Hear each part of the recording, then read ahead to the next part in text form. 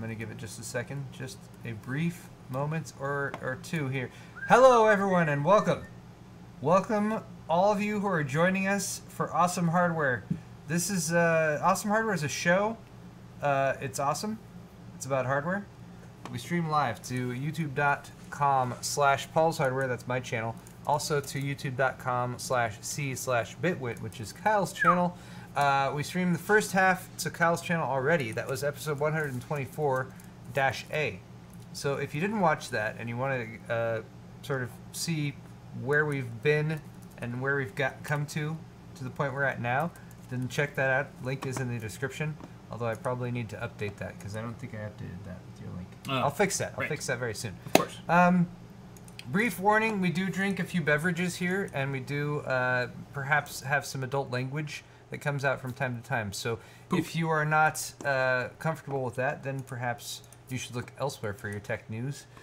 But yeah, let's get right into it here. First off, we have some stores, and if you guys are interested in supporting our channels and the stuff that we do and the content that we make, check out our stores. We have an ongoing t-shirt design contest, and we have a winner for the contest. A couple winners. Mudsy. Well, a couple winners, that's true. Yeah. Mudsy made the RGB Everything shirt, which is now available. Yep. You guys can purchase it. This is awesome. That is my favorite design. We love it. We both thought it was really cool. It's super well thought out and very well designed too. Yep. John, who does our store, was able to basically take it and make it into a shirt without very much work at all, which is great when you print shirts and stuff. We have some awesome hardware merch. So if you buy the SWORDFIGHT shirt, for example, that was made by Brian, or if you get that RGB Everything shirt, the proceeds are split between me and Kyle. Other than that, the rest of the stuff at my store, I got some bottle openers, got some mugs, pint glasses, hoodies, shirts, ball caps, all very high quality merchandise. So check it out at paulshardware.net. Kyle's store is also available at bitwit.tech/store. Jesus, he's dropping stuff. It's okay, it's my phone. It's fine. Along with the RGB Perfectly Everywhere and other awesome hardware merch, Kyle has a Beware of Bottlenecks shirt that's now available. So you guys should purchase that. Thank you, Steve, for that design. Available in a couple different colors and made by Steve. So thanks to all you guys who have been submitting designs to us.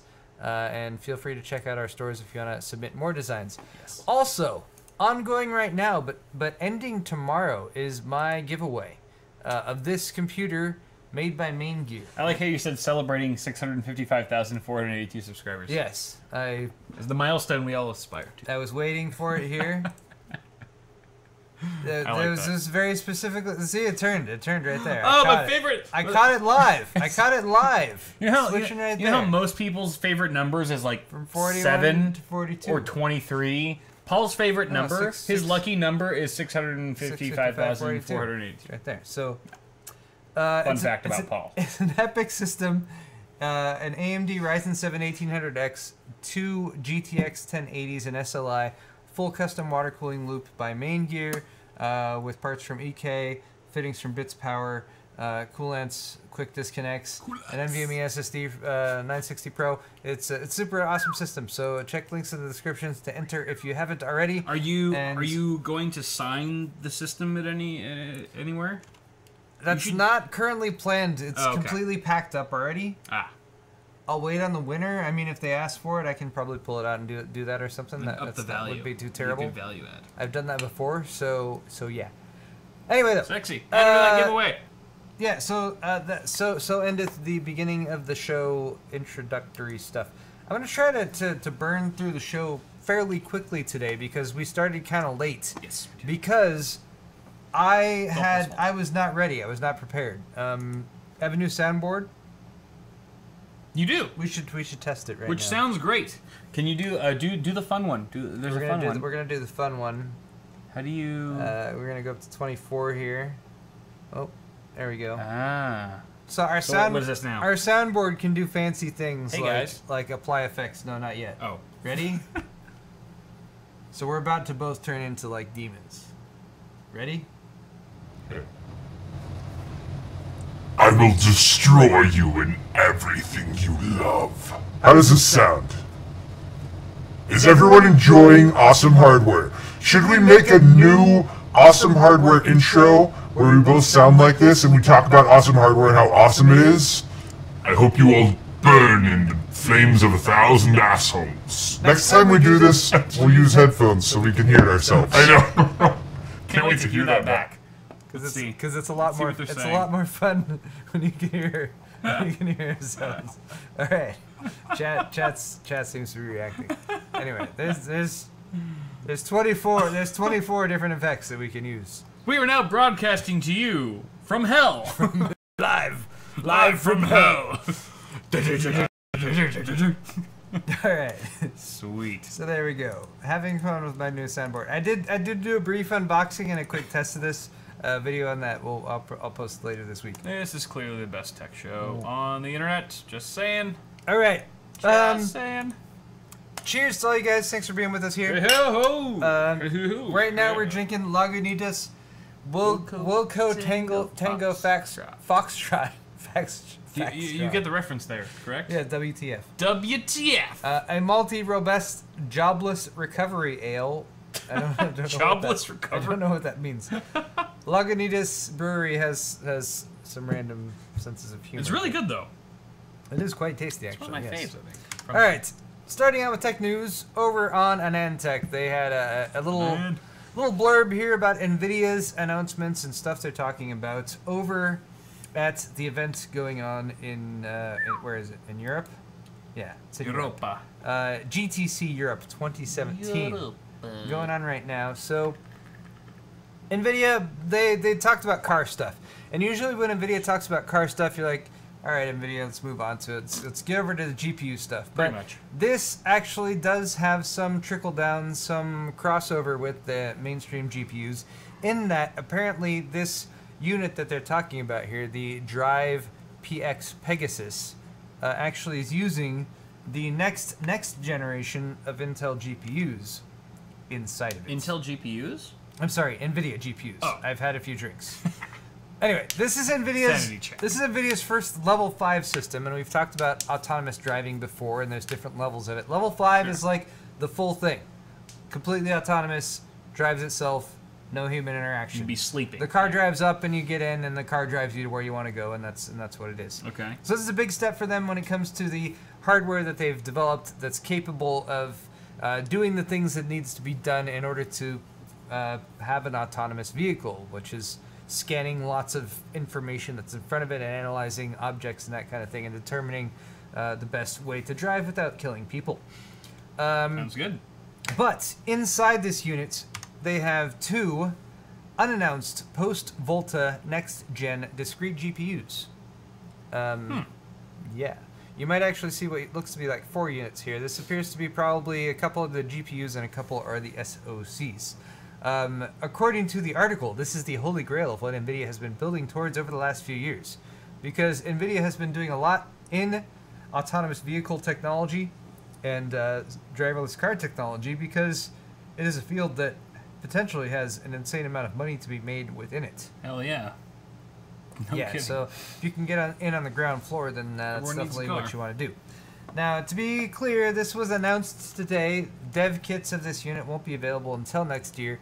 NVIDIA is only shipping Big Volta, or the large Volta, GV100, for compute products recently, if you're in the enterprise space. If you're in the retail or the mainstream consumer gamer space, you're still dealing with the Pascal garbage that they're trying to foist on us with totally their useless crappy Pascal 1080s and 1080 Ti's, while the enterprise has their Volta. I'm throwing away my 1080 Ti's as soon as I get screw home. the 1080s and the They're going in the garbage. They're horrible. We'll smash them with a hammer first. Yeah. But Volta's exciting, of course, but there's already Volta product shipping. This is the generation after Volta, and if you look at any of the roadmaps, they only go up to Volta. We haven't really seen any of the leaked roadmaps that have anything beyond that. But obviously, NVIDIA does have plans and stuff in the works. The heart or hearts of this Pegasus unit are going to be two Xavier SoCs that NVIDIA has been developing. They combine an integrated Volta GPU that has Volta Tensor cores integrated into it as well, with unnamed octa-core ARM CPU, with an unnamed octa-core ARM CPU design. Okay. So that's the SoC that kind of runs the show. And then, of course, the post-Pascal-based GPUs are what do the heavy lifting. There's a little bit of deduction done here in the article because the overall unit here is supposed to have a 500-watt TDP, but still supposed to be air-cooled, which is somewhat impressive. It is supposed to go in a vehicle, so you might have a different thermal environment that they're dealing with. Now, is this something that's going to be shipping with cars natively by default out of the box, so to speak, when you get them, or is this going to be something that you can add to a car to make it The car drivable? would probably need to be designed with this integrated into it, but this is also an early announced unit. Probably what this is going to be used is for development purposes, whereas in 2, 3, 4 years, when there's actually vehicles that are being developed with this integrated, they're probably going to have newer technology. So the hardware is probably not going to be exactly the same. Okay. But they do have some specs based on it here, including some teraflops numbers, as well as, of course, DDP, as well as DL tops, which is a AI benchmark number that I'm only just familiarizing myself with, which I assume means to order pizza. That is very necessary. Securely. I'm probably only saying that because I'm hungry right now. Anyway. I feel you. But 500-watt TDP, air-cooled, based on the other componentry that goes into this unit, the good folks over in Anantech have deduced that there's probably around a 220-watt TDP left over for each of those two GPUs. And those GPUs probably, most likely, are the exact same GPUs and the exact same architecture, and maybe even the exact same silicon that would also be ported over to be used in desktop GPUs as well. That's why it's somewhat interesting from the gamer's perspective. But a 220-watt TDP is fairly high as GPUs go, so that would make them high-end GX100 class, GX102 class GPU designs, if they're following the naming conventions that NVIDIA has used for Volta and Pascal and so on. Yeah, these devices are going to be targeting commercial applications in robo-taxis and driverless long-haul trucking. So we've talked a little bit about autonomous vehicles here. It's coming. It's going to happen. And it certainly seems like one of the key areas that people who are developing in this area are looking at is basically where a lot of driving happens, which is taxis, jobs where the job involves driving for a large portion of the time, long-haul trucking. So if you're in those fields, I would follow this pretty closely. Yeah, because you might be out of a job pretty soon. Yeah, because there's a serious potential here for these types of things to overtake a lot of jobs that people do right now. And discussing the outcome of the potentials of that trend is beyond the scope of what we're going to do on today's show, because we've been drinking. We're not. Yes, we have. We're not going to be able to deal with it. We're not qualified to talk on any of these topics. All right, so let's move on. Yay! So there was a bit of a hubbub over the past few days about Intel potentially having a CPU with VEGA, with a VEGA GPU or VEGA GPU cores integrated into it. This was actually originally from a site called nasilamactech.com. It was picked up and regurgitated by WCCF Tech, and WCCF Tech, along with several other websites, basically helped spread the information like, oh, maybe there's this thing in the work with NVIDIA, with Intel and AMD, but it's not true. Anyone who's heard any of this stuff recently, it's not. This is the reason why a lot of the times when we bring in a WCCF Tech article to you and show you guys stuff about it, we're like, this is a WCCF Tech article. Take it with a grain of salt. Take it with a grain of salt. But there's lots of other websites as well that have been kind of duped by this. And it kind of just explodes from there. All you need is one source, and then everyone thinks it's true. Yeah. Because it's on the internet. It must be. So, this originated, and actually I'm pulling up WCCF Tech right now because I wanted to look at the article itself and see if they've posted a correction, because this has been corrected and the information is no longer true. No, they have not. I mean, I don't. No, there's nothing in this article that they've updated and corrected. So this is the picture that this is all based on. Because it's still getting shit tons which of views, is like, Paul. oh, it's blurry and granulated, and it says VEGA inside, and maybe that means that Intel, because this looks somewhat official, maybe that means that Intel is developing a CPU that actually has VEGA internally.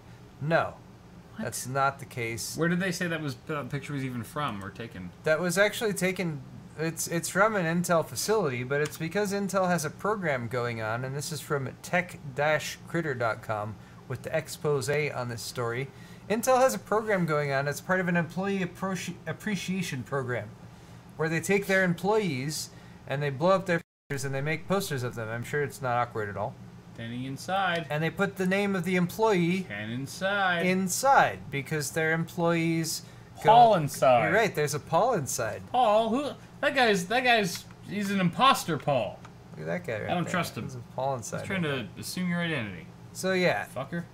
Intel, in their efforts to boost employee morale or whatever, they have an employee named VEGA? Did this thing, and yes, there's an employee named VEGA. So there was a guy who had VEGA inside on it, and a bunch of websites picked this story up and started being like, "What's Intel working on with Radeon Technologies?" Well, if you were at the freaking event, you would have known, bro. Yeah. So Jesus, it's not true. It's been debunked. The original.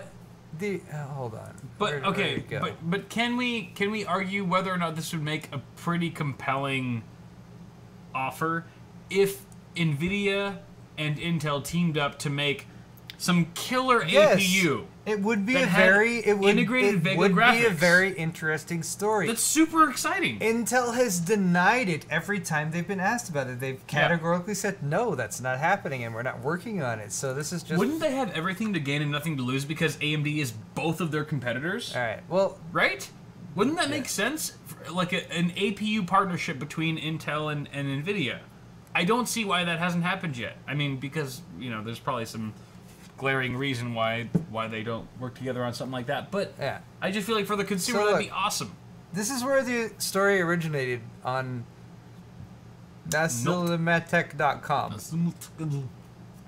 who posted, as they should have done, update false alarm guys with additional information about it. I caught this story because Ryan Shrout from PC Perspective was tweeting about it, and I will say that anyone who's reported on this story, who's not posted an update and clarified things with people, is basically leaving their story up there as a clickbait thing that people will click on and read and be misled so that they can get more traffic and make more money. And it's kind of BS. Yeah. So shame to anyone who is doing that. Oh, shame on you and your family. I'm gonna check Tweaktown because they had a story on it earlier. Was it by Anthony? I don't know. Was it my beloved Anthony? Drive Pegasus TSMC. Hey, we're scrubbing through the Tweaktown website with no famous ads. It's because ad block. Because we have uBlock Origin going. Final Fantasy Patriot. All right. It's a Christmas miracle. If it is still there, it might be buried or something like that. Don't watch the latest Star Wars trailer because I heard that it is full of spoilers. Oh, really? That's what Wifey Sauce's brother informed me of. I enjoyed it. Oh, yeah? You didn't think it was too spoilery? I didn't think it was that spoilery. I don't know. It was a little spoilery. All right, I'm not seeing it here on Tweaktown, so maybe they took it down. But when I was on Tweaktown earlier, I swear to God, they're loading up a crypto miner through their website. Oh, I wouldn't like doubt 98% sure that they're doing that. Doubt it. All right, let's move on.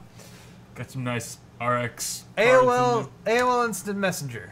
Did you use that back in the day? Are you old enough to have used? Of course. AOL Instant Messenger. Yeah, I remember receiving, like, as a young little chode, I remember receiving like the AOL discs in the mail. Oh yeah. Right, and then we only had one computer. Like 800 free hours per month or something like that. And we loaded up one of those things. Like my parents still use an AOL email.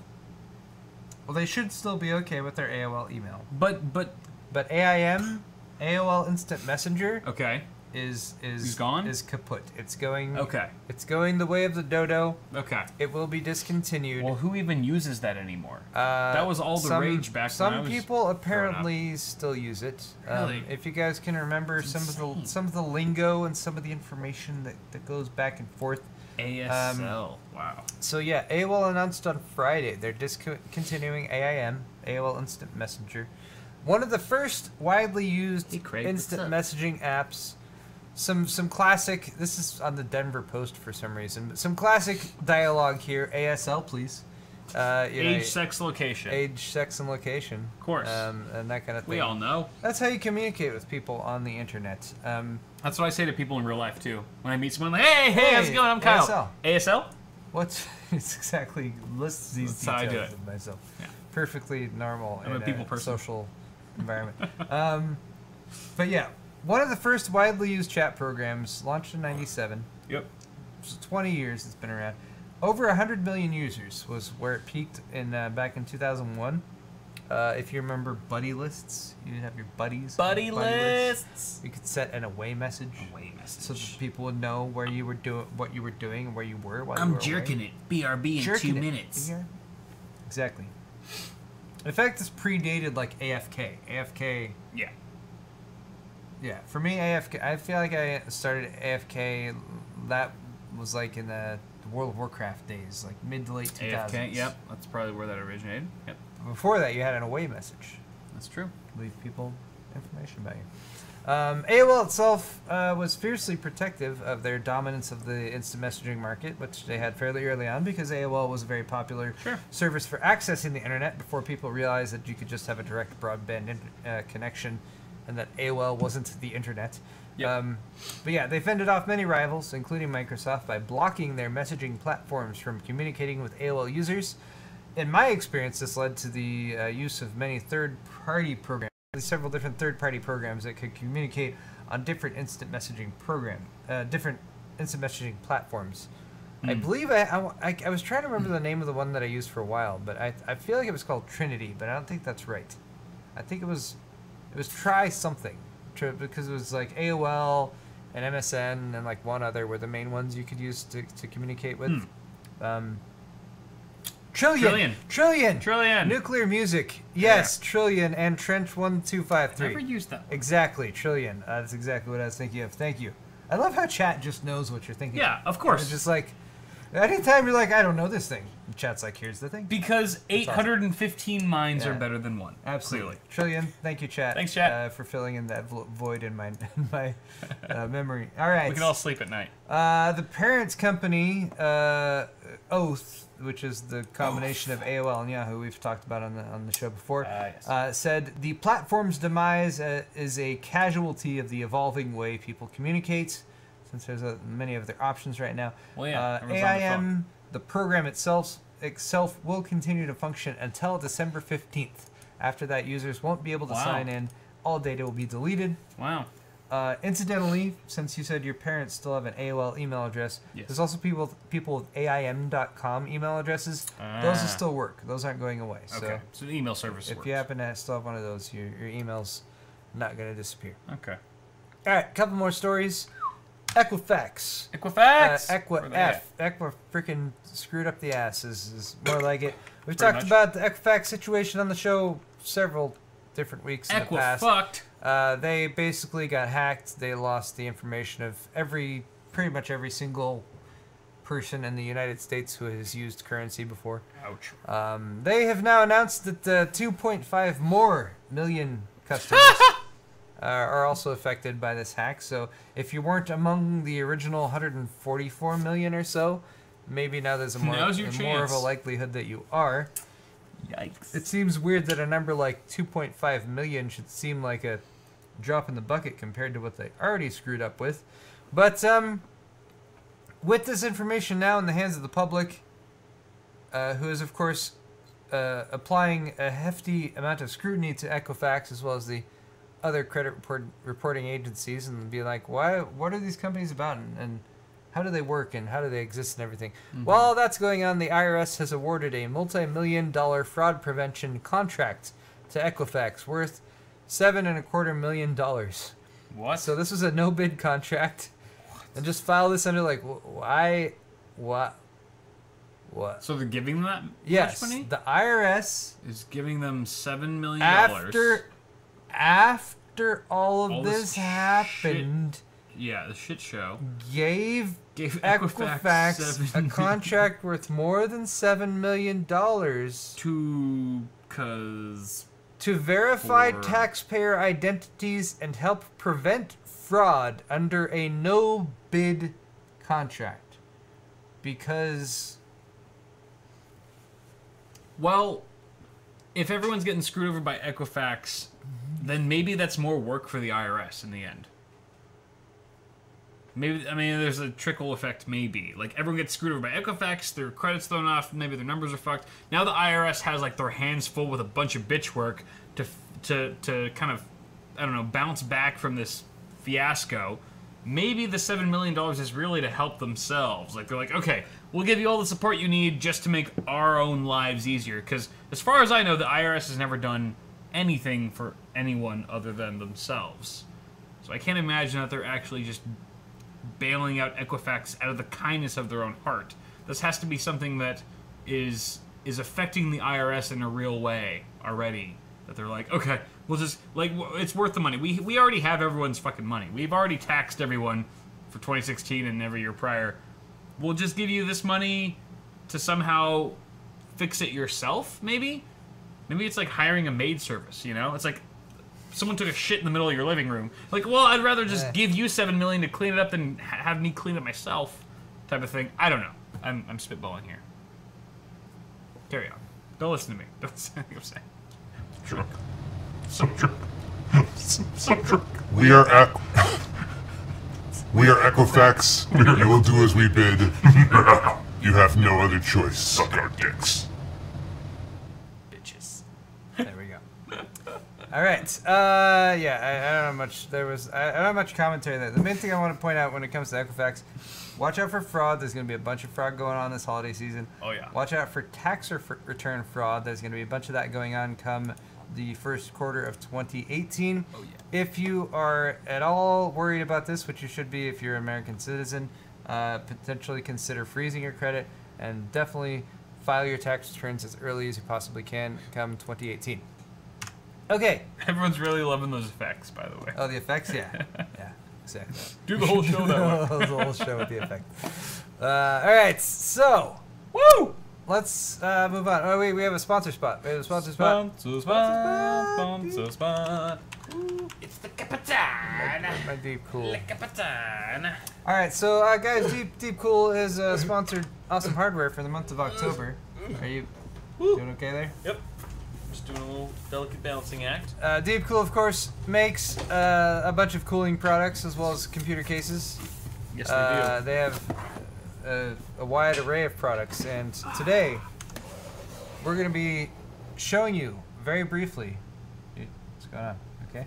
Right. Very close. Reading chat. All right. The Deepcool Captain 240EX, which is an all-in-one liquid cooler. It has a 240 millimeter radiator. Hey, there it is. This is the white version. On Kyle's half of the show, we showed you guys the black version. It also comes in whites. So the whites is on the actual pump block unit here, as well as the radiator itself, as well as the fins on the radiator.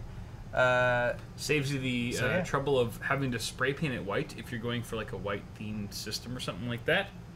And if you're looking for an all-in-one liquid cooler, and you want a white themed build, and you want RGB functionality as well. Yep. Well, this seems like it's right up your alley. The RGB implementation is around the sort of ring here, the reactor ring, as they call it. So you can pretty much make that whatever color to your heart's content, which is pretty cool.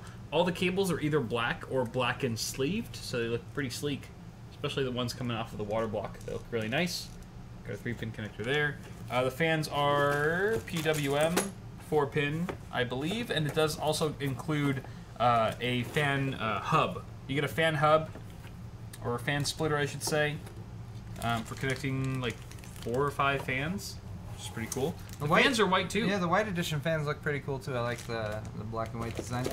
They have a little bit of rubberization on the corners for some sound dampening effects, and they have like these slots in them, which, I mean, those slots do things. either have to improve the cooling or at least they just look cool because there's little slots. They either are cool or look cool. Yes. One or the other. So guys, Deepcool, GamersStorm.com is where you can go to check some of these products out. And a big thank you to Deepcool for sponsoring awesome hardware. And I spun the fan. This episode is powered by Deepcool. It's powered by Deepcool.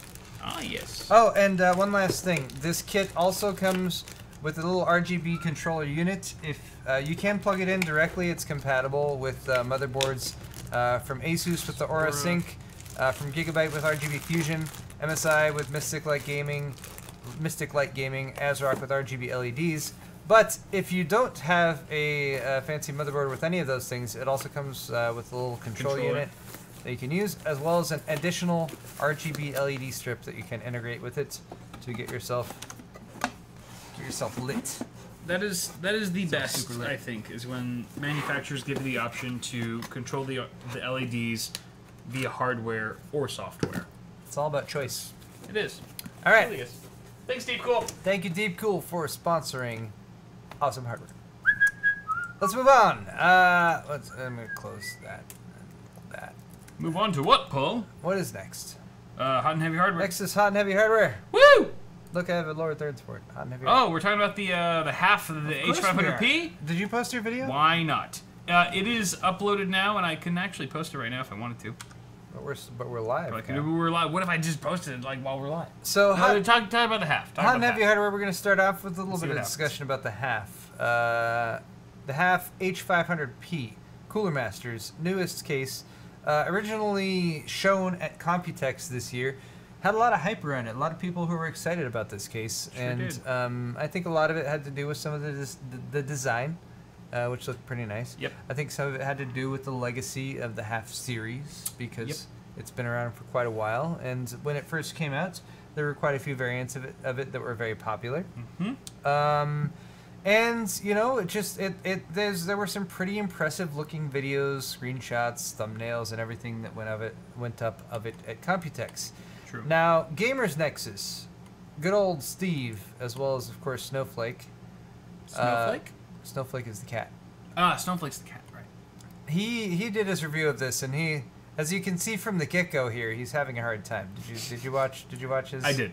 You I thought it was very well done. So, Steve, all right. I'm gonna critique Steve here. When have you ever tried to lift a case this way? Let's see. Have you ever? Let me see how he's lifting it. Have you ever gripped a case that way? Well, not really. Right? Have you? No, not necessarily. But Okay. it was for theatric effect. It was for dramatic effect. And it's not like he doesn't have a point. It certainly is true. He also the comments that it was exaggerated. Yes, the front panel and top panel do come off way too easily. More easily than you might expect. But I've done a video on this case. Kyle has done a video on this case. It's not up quite yet, but posting right now. You're literally posting it right now. Right now. You're throwing shade on my half of the show by posting a video right now. Yes, I am. Everyone go watch Kyle's video right now. It'll be up within the next 2 minutes. Watching Awesome Hardware. Give me 2 minutes. Okay, continue on. So point being, Steve's video came out this morning. He was one of the earlier ones to have it up because apparently they changed the embargo to 5 a.m. from 8 a.m. or something. I didn't even keep track of the time. I know it's on this day. That's all. Yeah, I don't know. That's all I knew. But it's been very polarizing. But yeah, he was fairly critical of it, due largely in part to the front and top panels. Right. Also due to the well, he critiqued the airflow, which is that of all of his critiques, I think was the most valid, of course, because he did do some thermal testing on it, which I did not. Much more in depth than either of us went. He also critiqued that there's a vertical GPU mount, which if you use a vertical GPU that has a taller PCB, which many GPUs do have, third-party designs, that it conflicts potentially with an air cooler that might be positioned above it. Now, I also wanted to point out that there's others who reviewed this as well. OC3D.net, for example, was one of them. And OC3D.net... What do they say? They have lots of nice pictures and stuff like that. What did they say? I mean, there's some cool features for the case. Some covers for some of the cable management and that kind of thing. Some panels that go in the back here and whatnot. OC3D.net gave it their ultimate award. Really? Yes. Okay. And in fact, the video from OC3D.net by Tiny Tom Logan was very complimentary. I was not able to watch the entire thing because it's 25 minutes. That's actually relatively short for a TTL video. But he went over the whole thing and he was really stoked on it. So I think this just goes to show that different people have different experiences. Yeah. And that it is important when you're looking at reviews of any given product, especially when it's something like a case, which might be a little bit more subjective than something like a CPU, where it's just like, how fast is this, and run the tests and what it comes down to. Right. You know, it's important to take different varying viewpoints into account. I think a lot of Steve's criticism was very valid. Sure. But at the same time, I built in this case, and I had a reasonably good time with it. Same here. You know, there were some aspects of it that stood out to me as maybe not ideal. Right. But there were a lot of design elements that worked pretty well. And I thought, at least internally, I mean, it's built like a tank internally. Internally. Yeah, as far as that goes. Right. And Inner it was an interesting idea that they had with the dual cover system that they had going on for the base cable management, the power supply basement at the bottom. Right. And there's different positions that you can use for that unit and that kind of thing. Right. It did seem like a little bit challenging to pull all that stuff out, but I don't know. It's like, I feel like there's the perspective that you look at a case from like our perspective, where it's like, I'm probably going to be pulling stuff out of that within a week regularly, yeah. Versus somebody who's like, I'm going to build this system and it's going to be there for a year until I clean it out or something like that, which is a different kind of experience. So anyway, I definitely agree with Steve on the panels being very loose and just not seeming secure at all.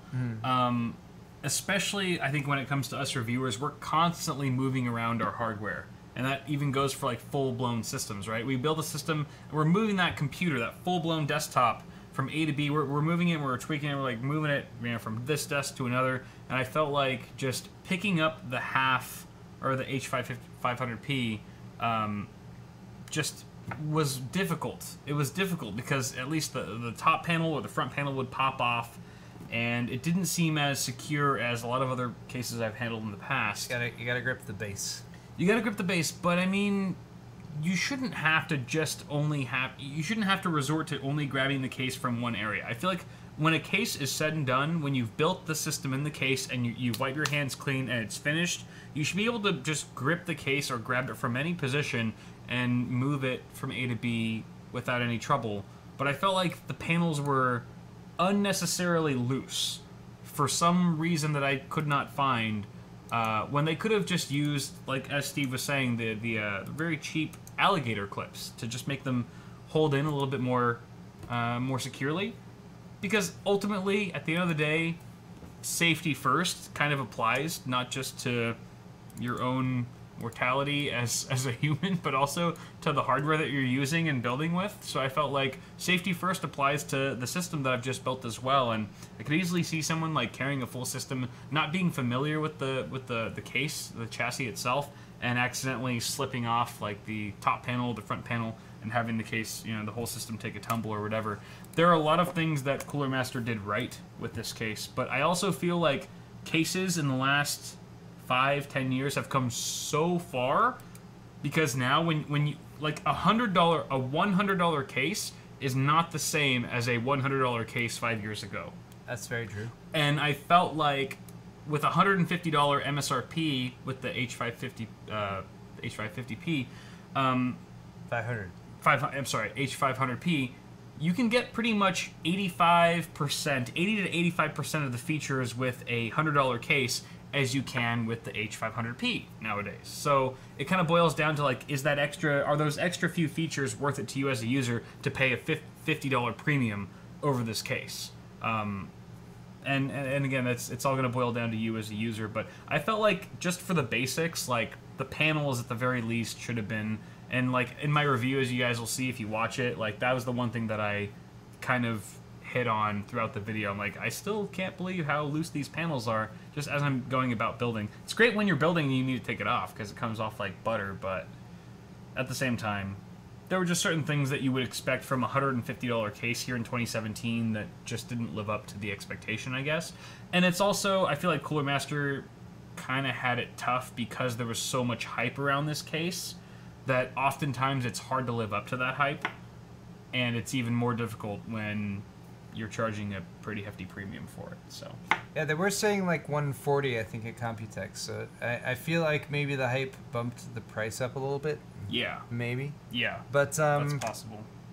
H500P wasn't the only case that Cooler Master launched today, actually. They also have a MasterBox MB600L, which is a much more reasonable $50. 50 or 49 US dollars. MasterBox MB600L features an acrylic side panel. So unfortunately, it's not the tempered glass. We have been seeing some more reasonably priced, like $60-ish tempered glass side panel featuring cases from like Vantex and stuff like that. It's a standard now. It's come standard. But tempered glass should come standard. The case itself, and there's actually some better images over here on the Cooler Master site. Freaking Vantex. Cooler Master site itself. But yeah, it's got the freeform modular design, so it's compatible with the other MasterBox series upgrades and add-ons that are already available. There's 3 different colors, so you've got red accents, blue accents, or silver accents that come on the edges, and it's got black with a brushed metal front panel. There's actually a couple different versions. This one here has the 5 1/4 inch bay on the top. You can also get it without that 5 1/4 inch bay. So either way, depending on whether or not you need that expandability. It comes with a single 120mm fan only, and there is no exhaust on the top. But you do have some radiator support up in the front. 240 or 280mm rads can fit in the model that comes with the 5 1/4 inch bay, or you can go all the way up to 360mm 3x120 rad on the front if you go with the version without that. Acrylic side panel, and there you go. Looks pretty clean. Yeah, pretty clean. Yeah. Basic. I'm behind it. $50. I mean, I love a solid $50 case because for a budget build, you just be like, you need to spend $50 on your case. Yeah.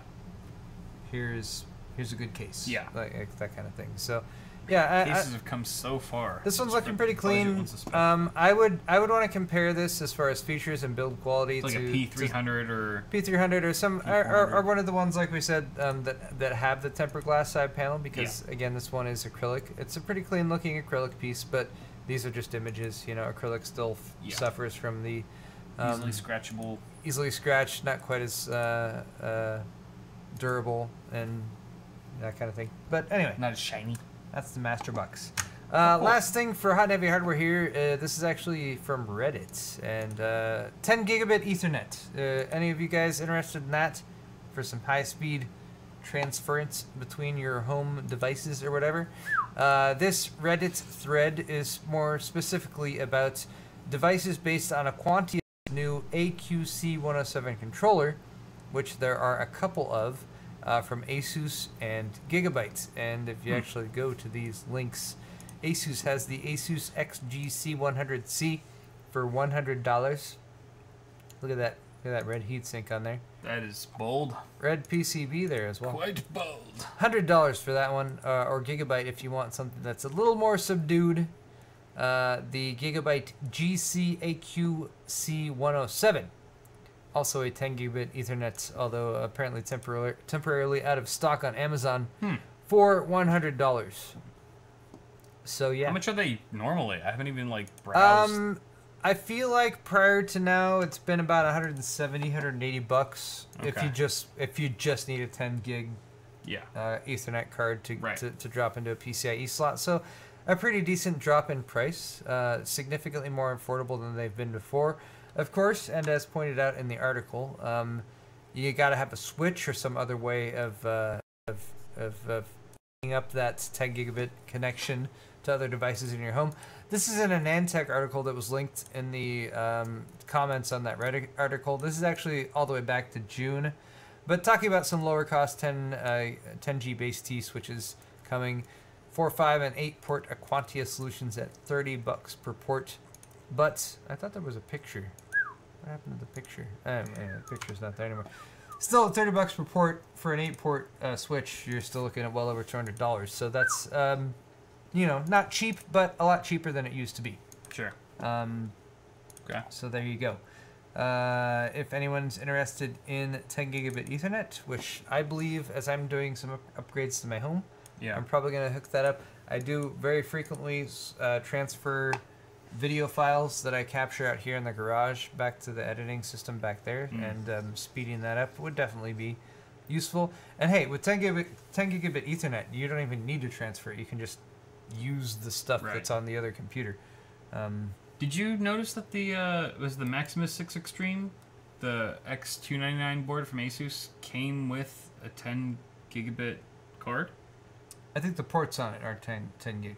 Well, not just on the actual board, card but like a PCIe card or a PC. Yeah. I probably didn't look close enough. Yeah, it said 10G on it. I was like, oh, yeah, that's a nice bonus. Maybe I'll use that for something. Hey, I mean, if you're gonna spend $650 on a motherboard, then having something like that in there makes it a little bit more worth the money. My laptop died. I forgot to plug my laptop. Oh, why didn't you plug your laptop in? All right, let's move on. Our final segment is going to be Sword Fight, and we're going to be talking about, briefly, a quick story, which actually I discovered through Level 1 Techs, so Wendell and company over there. They have a weekly tech news show that they do. They post usually late Monday night. It's probably so much more legitimate than our tech show. Yeah, they go over way more stuff than we typically do. But Cosmos magazine story basically has indicated that physicists have found that we are not alone living. No, we are not. We're not living in a simulation. Oh, damn it! There's been lots of speculation. I like that Maybe theory. we are living in a simulation. Elon Musk, and many others have been like, well, what if there's some really advanced civilization and they've developed some really advanced computer programs, and that's all we are is computer programs and whatnot. Well, a team of theoretical physicists from Oxford University in the United Kingdom has shown that life and reality cannot be merely simulations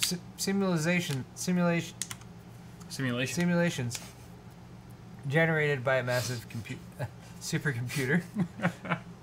You got this. We're getting your computer's doing Windows updates. Yes. Do you mind if I go to the bathroom really quick?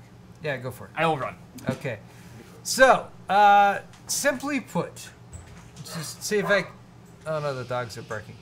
So simply put, they set out to see whether it was possible to use a technique known as quantum Monte Carlo study.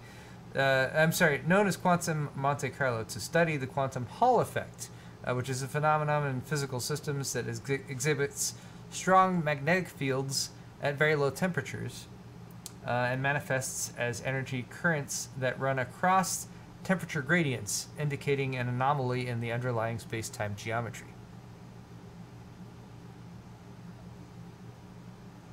I blacked out for a second. Was I talking just now?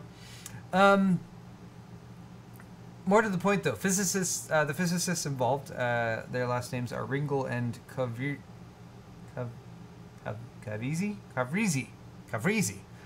They've shown, though, that attempts to use these quantum Monte Carlo systems to model systems exhibiting these anomalies, such as the quantum Hall effect, will always become unworkable, basically because the complexity of the simulation is increased exponentially with the number of particles being simulated.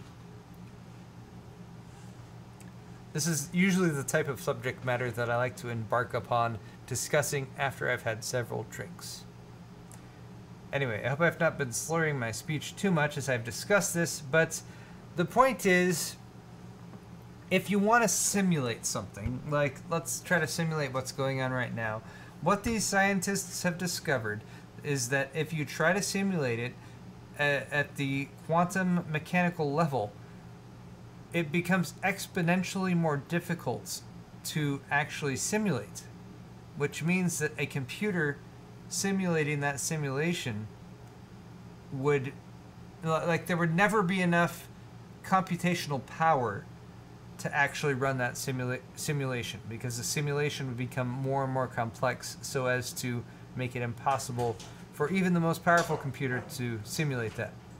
Because the reason for this being even something that's able to be done has been like, oh, well, computers keep getting more and more powerful. If computers keep getting more and more powerful, then eventually, of course, computers will be powerful enough to simulate everything.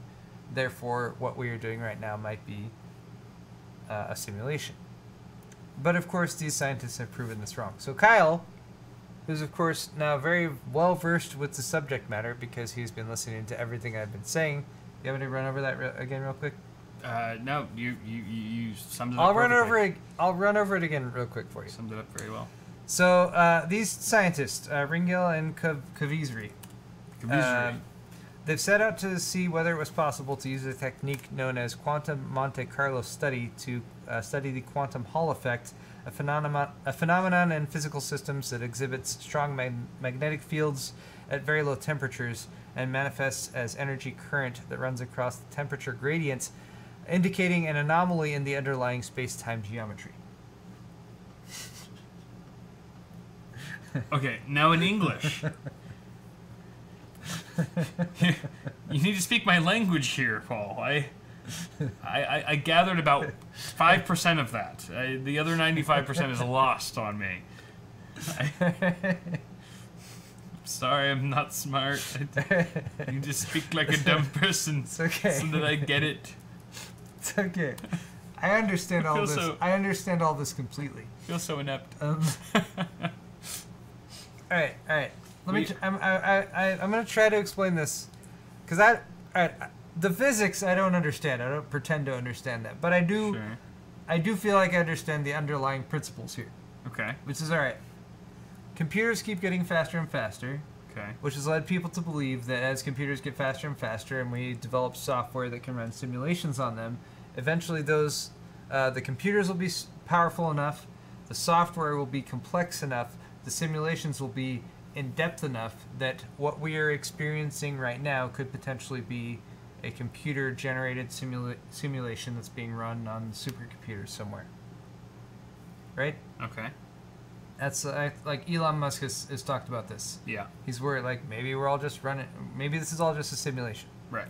What these scientists have discovered is that if you try to simulate reality down to the quantum mechanical level, the complexity of what needs to be done by the computers in order to simulate that, it becomes exponentially more complex. Right. Which means it's impossible that what we are experiencing right now is a simulation. It's like reality is too complex for any machine to process. Basically. TLDR. Yeah. Okay. So that's all put in. I can stand behind that. I can understand that high level concept. Good. That's all we needed from you. Gotcha. So, with that being said, we move on to our very, very important straw poll topic, which I've just posted in chat, that we're going to argue about right now, which is now that we know that we're not living in a simulation, and everything is terrifyingly real and happening right now, what do we do? It's very scary. We have a few options here. Panic, lose yourself to a life of hedonism and excess. Just keep on TCBing. TCBing, what is that? Taking care of business. Okay. Play a video game, maybe The Sims. Buy, sell, or have another beer. Let's make these arguments brief. Yes. I will have another beer. Kyle's going to argue to have another beer. That's because that's the right answer to everything. While you argue that, that's the right answer. I'm going to pee to everything and get more beer. Here's the reason. Panicking does no one any good. Panicking has always led to more people acting more stupid and losing their shit. Lose yourself to a life of hedonism and excess. Well, we all know how that goes. I'm living it right now. I'm living in pure excess with all of these riches and glorious objects around me. here in Paul's garage. You can see, as a human with literally every conceivable piece of computer hardware that my heart might desire, I am still, deep down, a sad and lost soul. So we can skip on that one just right off the bat. Just keep on taking care of business. That's a runner-up. That's a runner-up. That's probably my second choice right there. Play a video game. Okay, that could be my third choice. The Sims, maybe not The Sims. If you ask Wifey Sauce, that was one of her favorite games back in the day. But you know, I'd probably consume myself with some Doom, maybe some Counter-Strike, you know, some good old CS:GO. I don't know, Super Smash Brothers Melee. I don't know about The Sims though. That's just the Sims. You had me up until The Sims, so let's skip on that. Buy. That just costs money. Sell.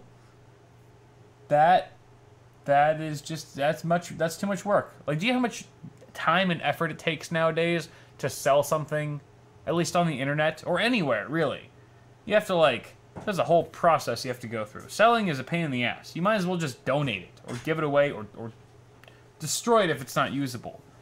Clearly, the only option here is have another beer, and that is how I've voiced my case, Paul. Perfect timing. It's not really by arguing my point, but just talking shit on all the other ones. I didn't bring a bottle opener, so I'm going to use this again. Oh, okay.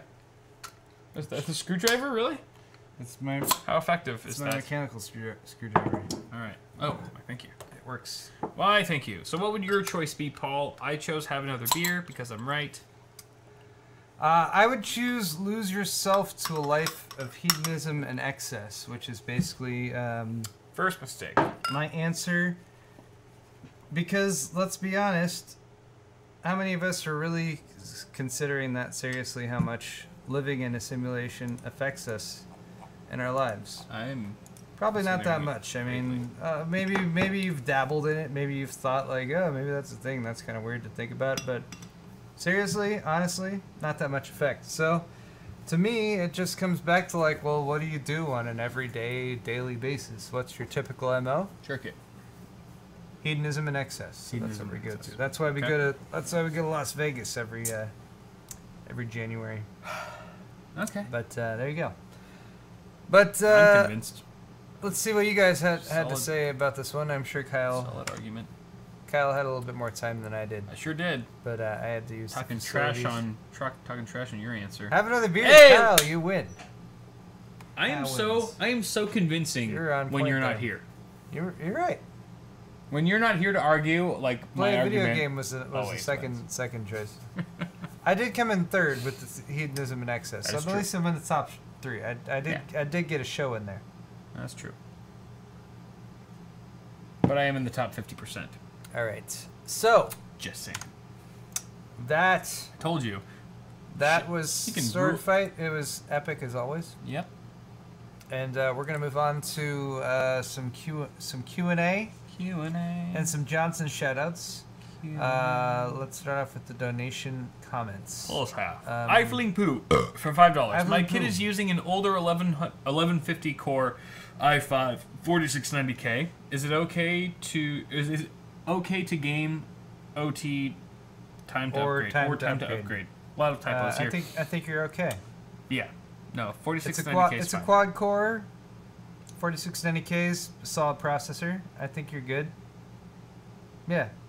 It's your kid's computer, so it's not. I mean, GPU is really what you want to look at. as long as you're not pushing for like some really high frame rate 1440 gameplay or anything like that for 1080, and even some basic 1440 stuff, depending on the GPU you have lined up with it.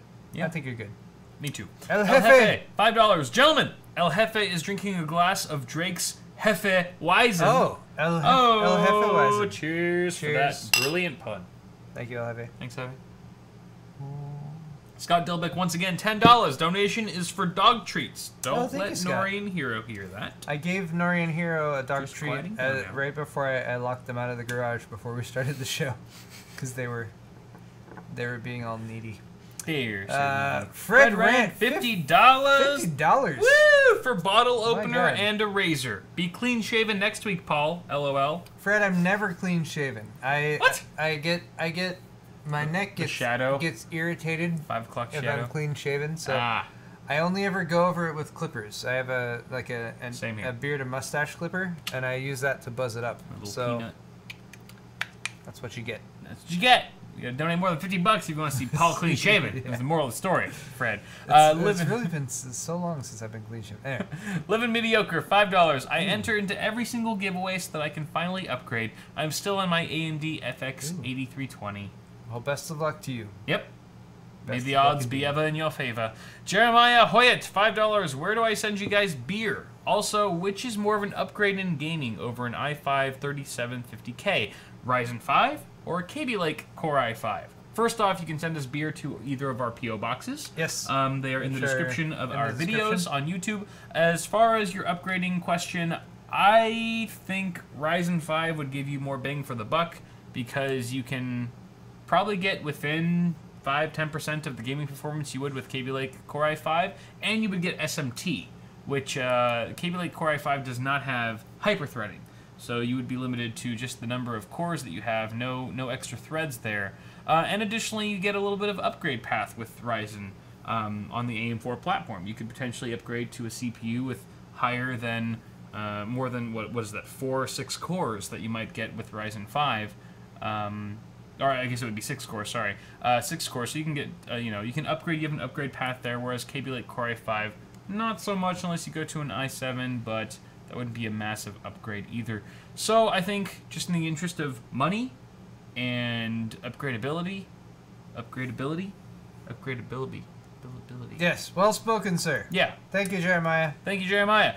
Steve Finlay for the 20 Canadiers. No comment. Canadiers. That's the best donation we can ask for. Canadiers. Thank you so much. Tom Bremsmitz. Tom's for the 100 Norwegian krona. Thank you, Toms. I'm learning so many new currencies with these donations. I always wonder if there's more than one Tom when there's names is Toms. It's like it's like just a cult of Toms. Are there multiple of you? Okay, sorry. First cloning in America. Okay, here in Norway, Coffee Lake will be available after December. Was planning upgrade to 8600K for my 7600K because I need a new motherboard anyway, but now I'm looking for Ryzen because of the upgrade path. That's kind of what we were just discussing. Yeah, I mean, you can't go wrong there. Can't go wrong. Yep, I agree. Thank you very much, Tom's. David Chow for the Tandara. If I sent you my old 780, rocking a 1080 right now, and paid for both return and send, shipping and handling, would you all sell Paul, Kyle, Hero, Heather, a random hobo of your choice? Sign it and send it back, please. Yeah, I mean, sure. I don't see any reason why not. Yeah, we'll sign some shit for you. Yeah, why not? Sure, but only for you, Thievy. Nobody else. Only TV. Nobody else sent us a bunch of side panels that we have to sign. ZZ Hardy. Zizzer Hardy. 58. Australian. No comment. Thank you very much. Thank you, ZZ. Thank you, mate. Significant donation. Ryan D. $5. What advice would you give to someone who hasn't built a PC in 10 years? The hardware options seem endless. CPUs, mainboards, power supplies, cooling cases. Watch lots of videos, I guess, or read lots of articles. Watch your videos, lots of information. Bear in mind, if you were into PCs 10 years ago, nothing is more complex than it was 10 years ago. Everything is the same or simpler than it was back then. So you're in a pretty good position if you have a good handle on the basic core components of hardware that go into a computer: CPU, memory, motherboard, case, power supply, storage, graphics card, all that good stuff. Then you're probably in a pretty good spot, and it's just a matter of familiarizing yourself with the platforms that are current and out and available right now. And all of them launched in 2017 for what's available right now. AM4 on AMD, Threadripper on AMD. Mainstream for Intel would be either Skylake 1150 or 1151 or Coffee Lake 1151. Right. Or Intel high-end. Anyway, yeah. So you're in a good spot. Just watch videos. Watch our videos. Yeah. Both me and Paul. Both Paul and I have some good, good-ass videos everything for first-time builders. Or people who haven't built in a while. Fred Ranch, $5. IRS was not wearing glasses when they popped the cork. Nah. Fred, that's why we love you. Supposedly it was just one guy whose fault it was. Shut up, Paul! Okay. Minestrone. $5. Do the extra PCI lanes from Threadripper give significantly better performance in an SLI configuration compared to something like the new 8700K? No. I don't think so. Not significantly. You typically going from 8 to 16 lanes. Because like 8700K, you have 16 lanes PCIe. So if you have 2 cards in SLI, you're getting 8 to each one, which is adequate, which is what NVIDIA requires. Yeah. There's a little bit of performance drop-off when you're comparing 8 to 16 lanes of PCI Express. But there's also a trade-off there because you get better single-core performance with an 8700K. So even... I haven't tested this directly. There's probably going to be some tests of this directly coming out fairly soon. I haven't seen any of it right now as far as SLI performance goes. Right. But yeah, there's trade-offs on both sides. Yeah. Nerd Met 4L Chick Nerd Metal 9. Chick 9. Oh yeah, Metal Chick 9. Thank you. You're so good at reading the lead speak. Because she wrote it in quotes. Well, you're also good at reading ahead. Nerd Metal Chick 9. You two are my top 5 tech YouTubers. That's Thank awesome. you so much, Metal Chick. Thank you. Yeah. Nerd Metal Chick 9. You're like from your name, you're a female, and we can use badass. all the female audience members we can get. We're all because friends. there's quite a dearth of female viewers in our little circle here. So thank you very much. Inferno Dude, 5 British pounds. Hey guys, just wondering if motherboard M.2 SSD slots use CPU PCIe lanes or the motherboard chipset PCIe lanes because the i7-8700K only has 16 lanes. Depends on the motherboard. Yeah. It's up to the motherboard manufacturer to determine where those, how those PCIe lanes are delegated. For most of your allocated. Z370, 8700K motherboards, at least that I've seen, most of the 16 PCIe lanes are going to go to your PCI Express slots, and most of your M.2s are going to be running off of the chipset. Yeah. Just because that's kind of how Intel designed that platform. You also get a little bit more functionality off the chipset because you can combine, I believe, up to 3 devices for RAID in a bootable thing, but they are all limited by the bandwidth of the chipset, so you don't necessarily get max peak performance out of them. Anyway. Yeah. Next up, we've got something from. I believe that's a Korean. It's in Korean. 5,000 in 5,000 Korean currency. Good morning. Won. I am your Korean fan. Korean won. Korean won. I am your Korean fan. I always enjoy watching. Thank you. Using Google Translator. That is awesome. Beautiful. It's it always pleases us to know when we have international viewers watching our stuff. It makes us feel more connected to the rest of the world. South Korean won.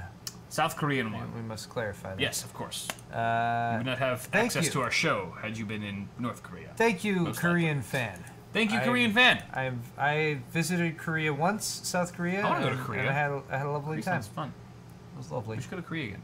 We should go to Korea together. Okay, let's talk to Samsung. Shoot a vlog. Yeah.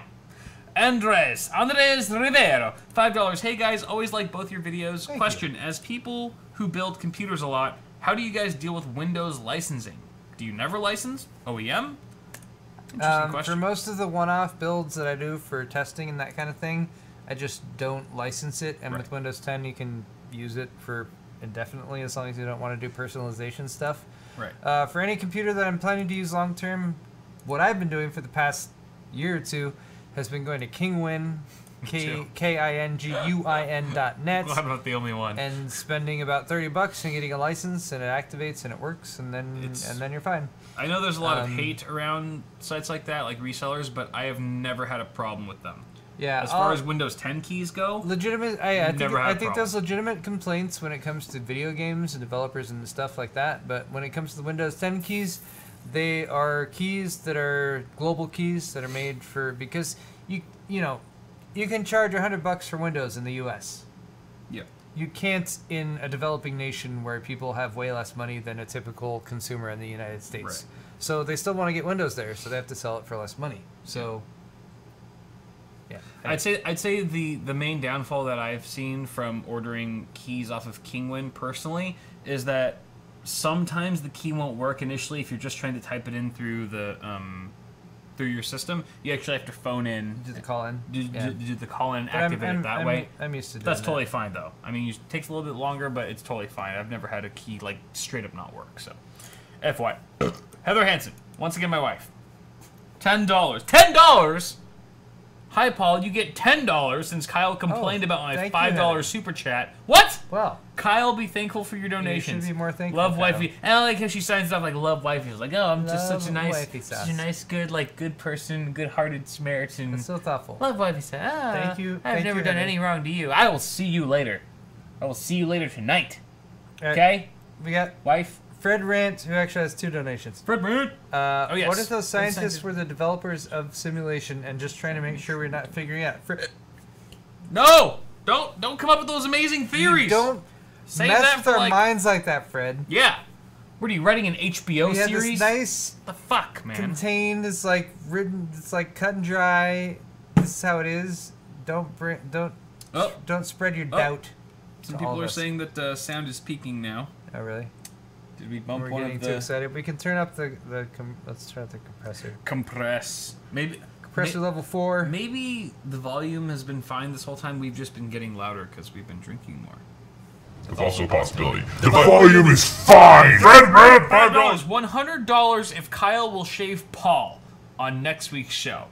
Now, he did not specify what part of you I would be shaving. So I feel like that's open to our interpretation. Unless, you know, of course, he donated another $100 to clarify what he meant by that. But I would think that we got this in the bag, man. $100, easy. $100 easy. That's $100. That's easy money, right? Okay, here's a question. If I had to shave you, though, what part of you would you want shaved the least? My taint? Well, fortunately, shaving your taint probably does not fall within Twitch's terms of service. Any part of my ball sack? Like, what are you joking? My wife can actually... That's the easiest question to answer. She's good at Your wife I might hair. trust, but I don't think you'd want that to happen. That would be awkward. For those of you who have no context whatsoever, my wife is a licensed esthetician. Yes. She's just naturally good at very soft, removing people's ball hair. Anyway, James Anderson, James. $5. Why doesn't anyone seem to use Intel QuickSync with something like OBS? Performance hit is virtually none, and you can use the iGPU you paid for. I feel like that's generally because your graphics card can do a better job at it, so it kind of negates the need for something like QuickSync. I've heard a lot of people who use it when they're on systems that don't have as much GPU horsepower or as much CPU horsepower. If you don't have the discrete graphics to handle. Right. There have been some tests that have shown Intel QuickSync video quality to be not quite as good as doing CPU encoding or GPU encoding. So that's certainly a consideration. But yeah, I like QuickSync. I like what it does. I like software that takes advantage of it. I think at least for my situation, I have enough CPU horsepower to be able to do it x86, no problem, and you get a little bit better video quality from my understanding that way. So that's why I've made that decision, I guess. Makes sense. Spectrum Gaming and Tech, $5. Planning on starting my channel soon. Love both your vids. Question. You think the GTX 980 Ti is still good? Just asking because I have one. Yeah, of course. I mean, it was the best video card at the time, for the most part, for gaming. What, a year and a half, 2 years ago? Which means it's still going to be a really good GPU. I mean, people who are even on like a GTX 970 still are getting pretty decent frames in modern AAA titles. So I think you're just fine with what you got. But on that note, ladies and gentlemen... there's one more Spidey sound we skipped. $5 donation. Oh, yes. Love the videos, fellas. Prediction ETA on Volta. Also, wifey sauce is cuter than you, Kyle. Hashtag Team Wifey Thanks for sauce. stating the obvious first off. There's no doubt to that. Prediction on ETA on Volta. I don't know. Like mid 2018. NVIDIA probably would have launched a new GPU at some time this year if AMD had pushed them more. Right. And they didn't. Yeah. So NVIDIA's kind of like, all right, we got a backlog of stuff we worked on, so who knows? I think the second half 2018 is probably when we're going to see Volta. That's my opinion. Okay, that's reasonable. Yeah. I'm going to say Computex. Right. Yeah, June, mid-year. That's first half. Is it? January, February, March, first quarter. April, May, Oh, first June. half. Yes, first half. June, still first half. Yep. Anyway, Indeed. all right. Some quick Johnson shoutouts before we throw you guys to a Twitch streamer who Cell has recommended. Where did my... I got some Johnson shoutouts for y'all. Elliot Kaufman! Beware of bottleneck shirts, Johnson, to you, Elliot. We also have one from Natalie. Natalie Reed for the Awesome Hardware Sword Fight shirt. It's a classic. An instant classic. And finally, Cassandra. Oh, hey, Cassandra. Thank you, Cassandra. Thank you very much for picking up a Beware of Bottleneck shirt. All right. You shall enjoy it. Brian got the RGB Everything shirt, so that's for both of us. Thank you, Brian. In small. I just want to point out that it was a small size. Small size. And I've completely... Why did the back button completely go back? Rather. All right, Reese Johnson for you, Reese, all the way in Australia, in Burnbury, WA, which is not Washington. That's somewhere in Australia.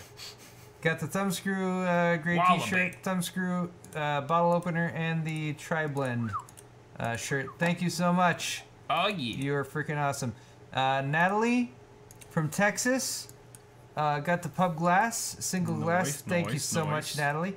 Aaron got the mug, which is on sale. My 11-ounce mugs. They're almost out. They're very, very limited stock of the mugs. Thank you, Aaron, for the mug purchase. Finally, Shane from Wyoming got the Thumbscrew stainless steel bottle opener. Thank you so much, Shane. All right, guys, that is all for Awesome Hardware. Woo! For this week, October 10th, 2017. If you are watching live and you want something else to do right now because you're like, Awesome Hardware is ending, my life is pretty much about to end as well along with it. No. Don't go down that road. Go to twitch.tv/EchoJX. ECHOJX. And tell them that we sent you. We're gonna raid them right now. Shit out of those fuckers. We're gonna raid them hardcore. Say Awesome Hardware sent us. Yep. To EchoJX. Thank you guys all for watching today's episode of Awesome Hardware. Of course, if you enjoyed it, hit the thumbs up button, and we'll be back next week. We're gonna go eat Tuesday. sushi. We're gonna go get some sushi. It's gonna be awesome. And thanks to our moderators, of course. Cell! As well as Spider. I don't know if Spider was in here today, but Cell, thank you. You're awesome. Thanks and Wifey Sauce. Wifey Sauce as well. Thank you for moderating. Thanks to any of you guys who have been doing the timestamps. You guys are awesome too. You're so much to be grateful for. Thank you guys so much for tuning in. And see you soon. Wait, I wanted to give an actual shout out to my timestamp. Timestamper? Dude, Hawk Bomber. It was Hawk Bomber. Ooh. Yes. Hawk Bomber. Hawk Bomber has done quite a few timestamps for me in recent weeks. So I just want to give a shout out to him. Anyway, cool. Thanks guys. We'll see you next time. Bye guys. Bye bye. Have a good night.